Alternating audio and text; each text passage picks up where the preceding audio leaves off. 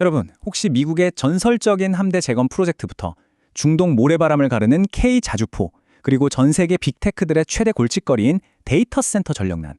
이 세 가지, 겉보기엔 정말 아무런 교집밥도 없어 보이죠? 그런데 놀랍게도 이 거대한 메가 트렌드들의 한가운데에 딱 자리 잡고 있는 한국 기업이 하나 있습니다. 바로 꽤 오랜 역사를 자랑하는 STX 엔진입니다. 대체 이 회사가 어떻게 이 거대한 시대의 퍼즐 조각들을 다 맞추고 있는 건지 오늘 이 분석에서 그 숨겨진 가치를 한번 제대로 파헤쳐 보겠습니다.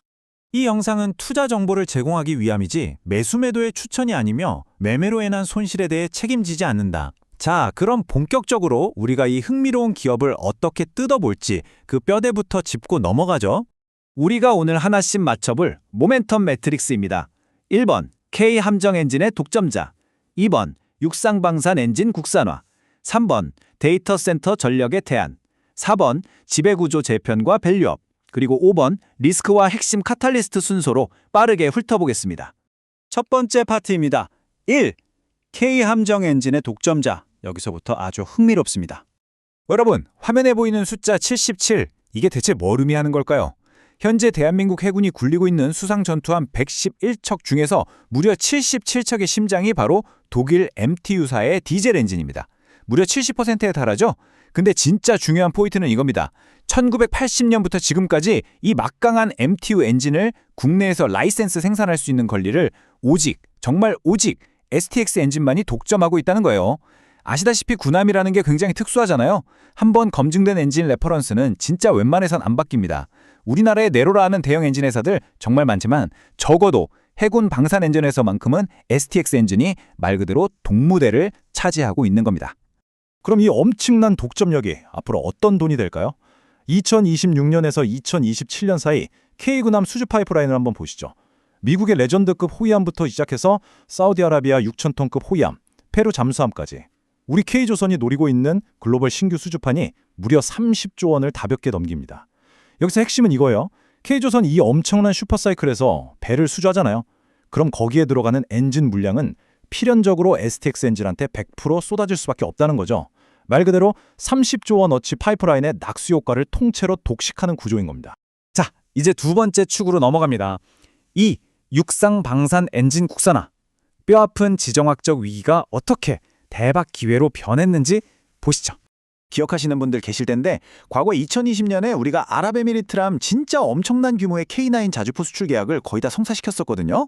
근데 당시 독일이 돌연 무기 금수 조치를 딱 때리면서 K9에 들어가던 독일제 엔진의 재수출이 막혀버린 겁니다. 결국 계약 전체가 날아갔죠. 진짜 뼈아픈 타격이었습니다. 그런데 말입니다. 이게 엄청난 전화해보게 됩니다.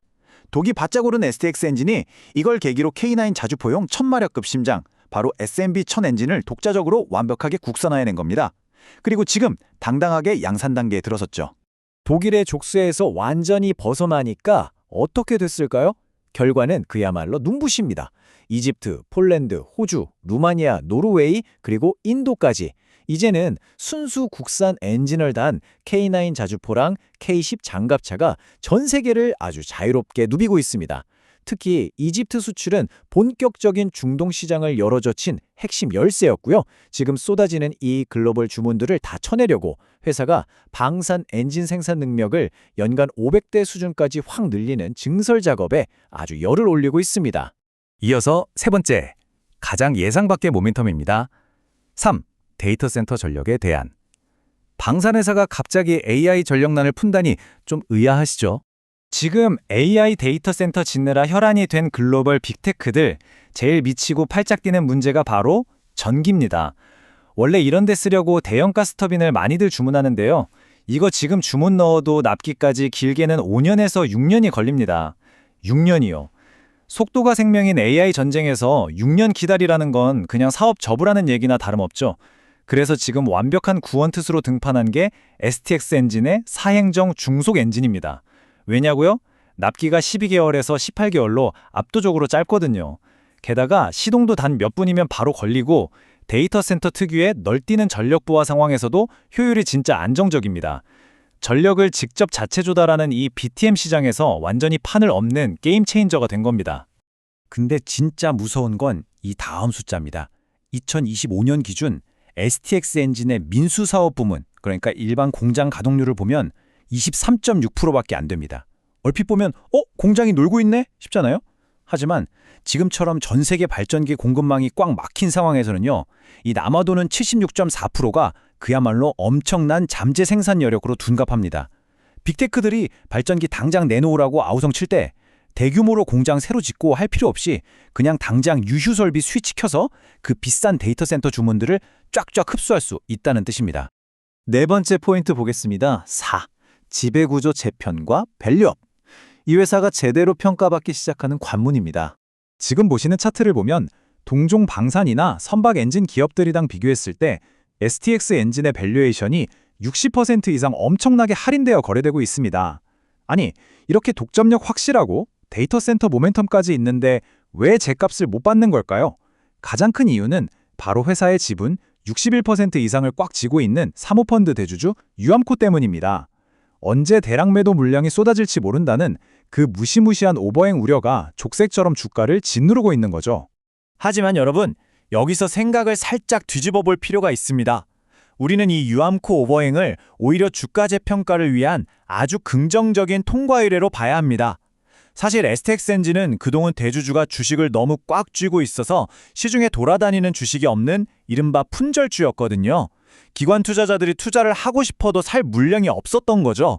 그런데 2027년 6월 유암코 펀드 만기를 앞두고 블록딜이나 지분 매각으로 시장의 물량이 풀리면 어떻게 될까요? 꽉 막혀있던 유통 물량이 뚫리면서 드디어 글로벌 기관 자금들이 훅 들어올 수 있는 물꼬가 터지는 겁니다. 진정한 가치를 인정받기 위한 필수적인 몸 만들기 과정인 셈이죠. 자, 이제 마지막 5번째입니다. 5. 리스크와 핵심 카탈리스트. 항상 현실적이고 냉정한 체크도 필요하죠. 우리가 장밋빛 미래만 볼 수는 없으니까 리스크도 따져봅시다.